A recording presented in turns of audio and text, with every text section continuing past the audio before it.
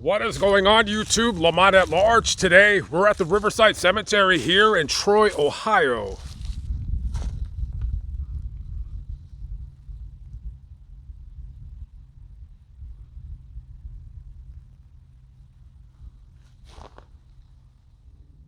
Death left tragedy and shock in its wake today as Joy Steele Jones, Troy High School honor student, succumbed to a possible cerebral hemorrhage in a Dayton hospital. The model 15-year-old student died at 5:25 a.m. She was stricken early yesterday and rushed to Stouter Memorial Hospital, then later transferred to Dayton. Definite cause of death was not determined. An autopsy was scheduled late today. She was a member of the student council and on the principal's list for maintaining a 4.0 grade point average. She would have received the scholarship T for being an honor student and making the principal's list at a dinner tonight. She was a member of the Sunday school class of Richards Chapel Methodist Church. She was vice president of the Methodist Youth Fellowship.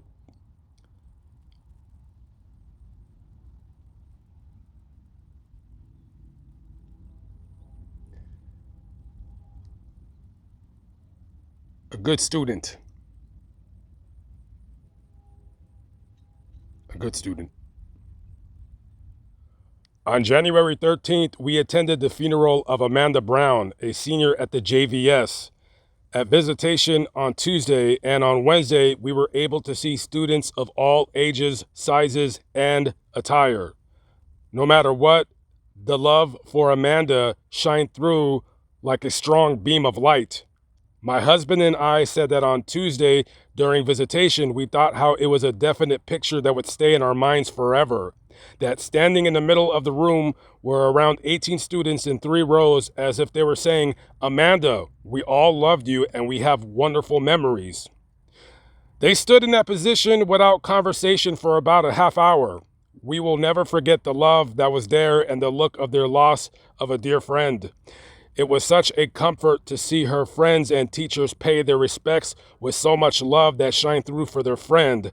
As the minister stated, it was unique. We would also like to thank the schools for enabling these students to be able to take the time to be there. As family members of Amanda's, we are so pleased to see that she and her family had so many loving friends that truly cared. God bless each one of you. Amanda died in a car accident, and at the time of her death, she was a student at that vocational school. She was studying cosmetology. I like this stone right here. He has a picture of baby Yoda that says, "As you wish."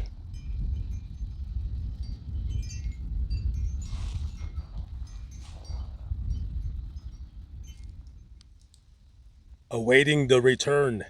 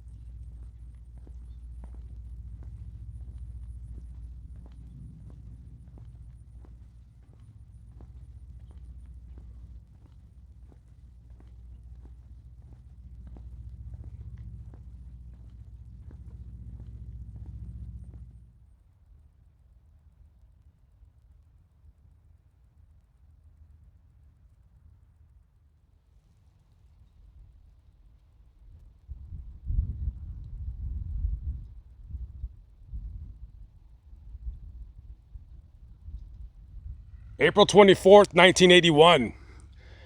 There's 3 guys, they're walking down Greenlee Road here in Troy, Ohio. Now, as they're walking down the street, one of them notices that there's a buckskin poncho laying off the side of the road in a ditch.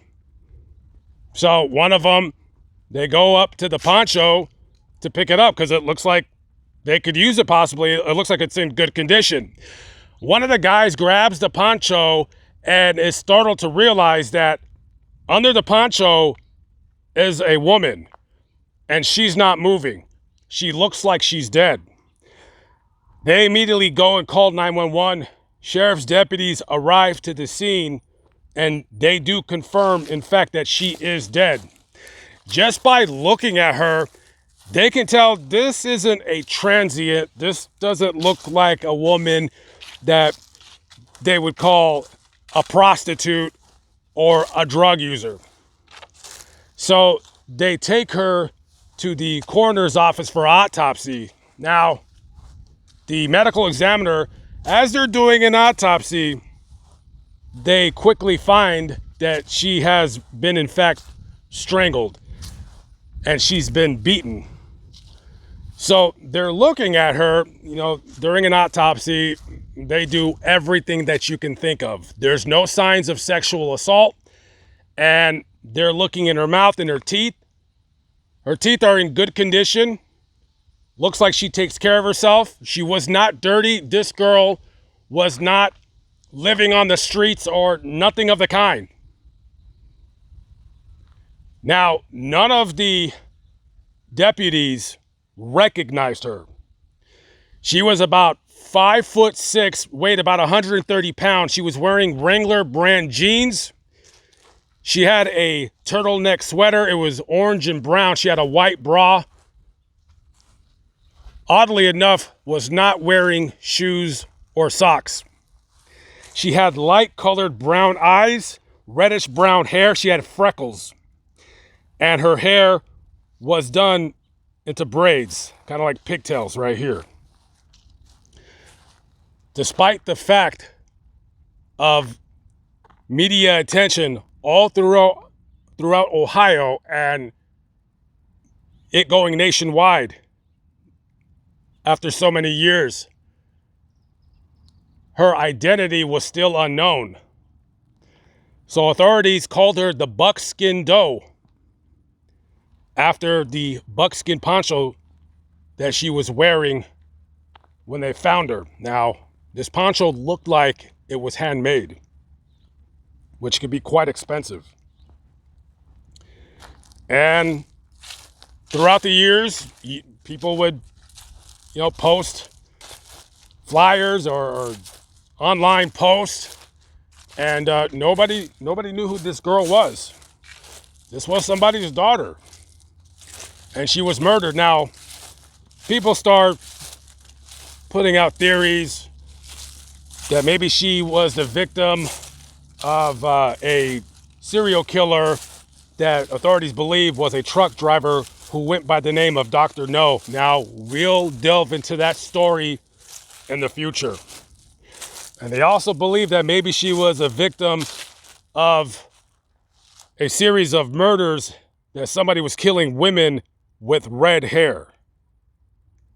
Now, these were simply theories. Nobody knew anything. Well, in 2017, a genealogy company received her DNA and they uploaded it to their system. And they would wait for possibly a response. And that response came in 2017. And in April of 2018, they made an announcement. They had identified the buckskin Jane Doe as Marsha King.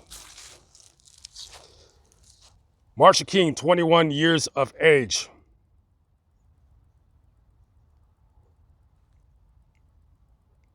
Was brutally murdered.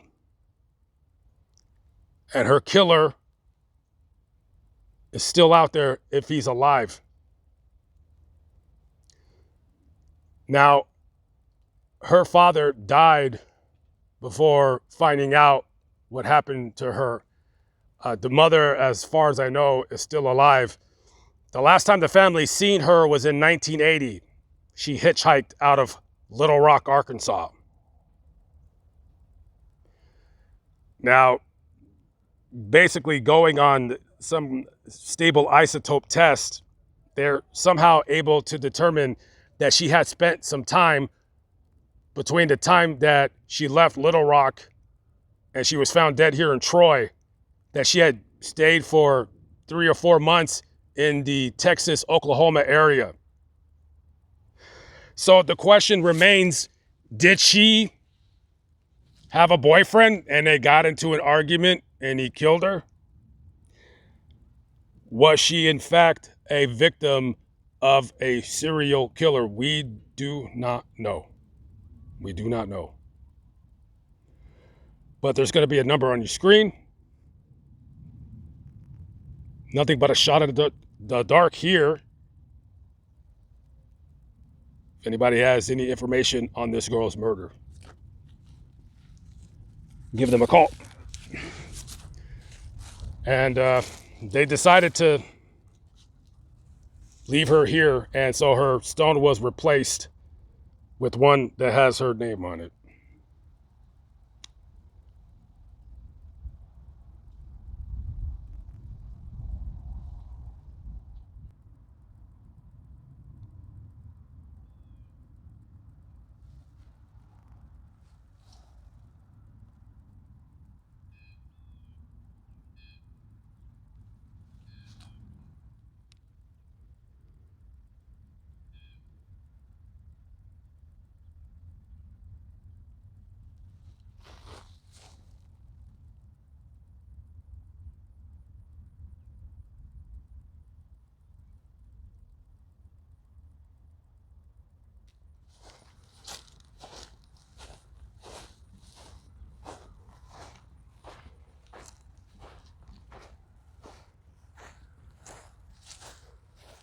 Johnny Bewley, son of Hiram Bewley, came to a premature death by a horse September 1st, 1866, aged 12 years, 6 months, and 18 days.